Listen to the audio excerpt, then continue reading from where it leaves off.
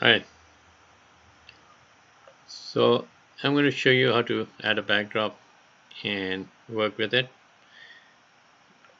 uh, and create a cast shadow. So I go to create, I go to sketch, and I'm in the quad mode. This should be back, front, perspective, top. So let me create an object.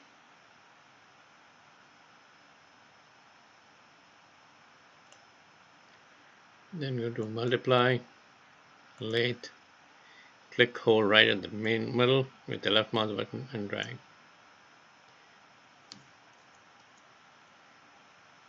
Click, hold and drag straight.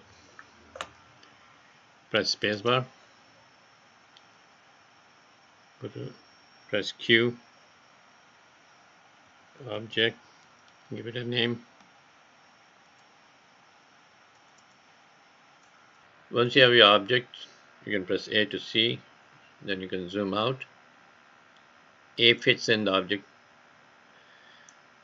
then you can go to layer 2.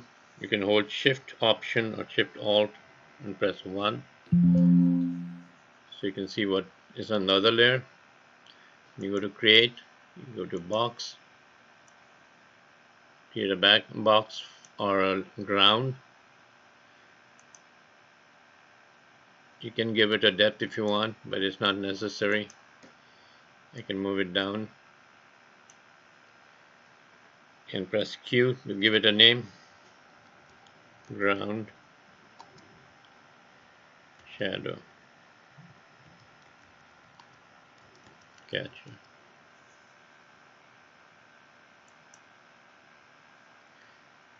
Then make sure you save it.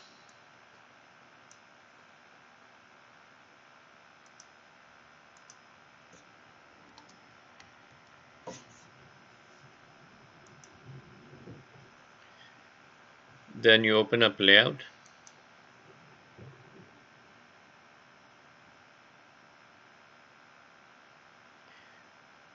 Now your layout is where you do the animation and rendering and everything. It will come as one view. Press D and go to double view. It might come as a top view, so go make sure that you are in the camera view. This is where your perspective view is. It is similar to the model's perspective view. Yeah. The only difference is it has a camera and a light. So you can rotate camera and light both. So go to modeler. After you have saved, send object to, go to this triangle over here and send object to layout.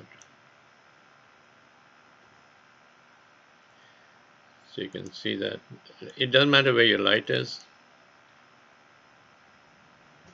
Then you have a ground, and this is what is actually being rendered. So you have a ground which is catching the reflection and the shadow, and you have a gradient background, so we need to get rid of that and put the site image there. So I'll get rid of this. In backdrop, go to composite and you load the image. This is the background image. I've selected this as a sample, but you'll be having your own image. So you can see that your object is flying. It needs to come down. So make sure you click on your object. You can also go to object from here. You hold shift and click on the ground. Then you can move it. I'm going to close this.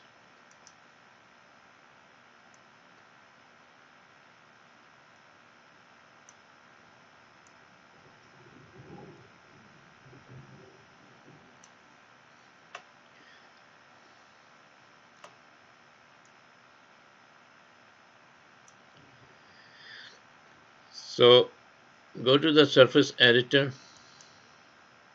and make sure that you click on ground or whatever your surface ground surface name you've given, and go to shadow catcher, and from photoreal it will say photoreal over here. You click on, go to shadow catcher. This is called the shading mode, so not shadow catcher. So you can see your ground is gone, but there's a reflection and a shadow which is in the wrong position. That is because of the light. Press Y, click on the light, press Y, click on the red, yeah, and turn it around. So it matches the shadow that is coming through. If your shadow is very dark, make sure that you go to Surface Editor, click on this black dot here, and change it to the next one, or depending on how strong you want your shadow to be. Maybe it's still too strong. You can go to the third mode, gray mode. So if you still have the reflection there, what you do is you go to Material and change the roughness and increase the roughness till you don't get any reflection. So basically this is how you will take your image from your site, have your object, the virtual object, and have the shadow and make it realistic and render it. So the next step is go to the render mode and then go to render frame.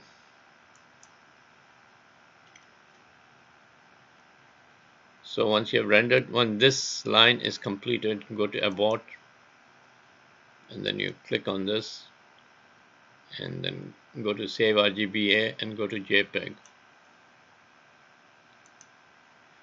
and save the image with your object on-site background image.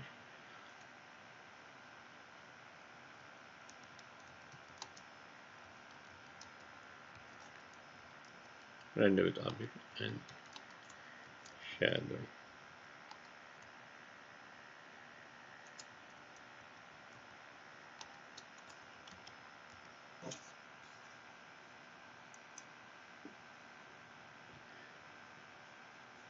And this is what you'll be saving and sending it to me.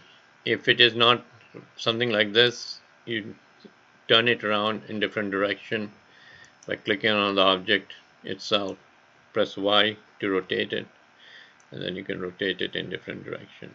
But since this is a kind of a part, it looks the same from one direction and every direction.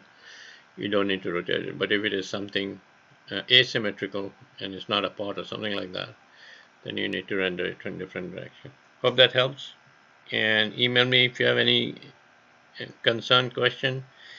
If I can be of any help, let me know. Thank you.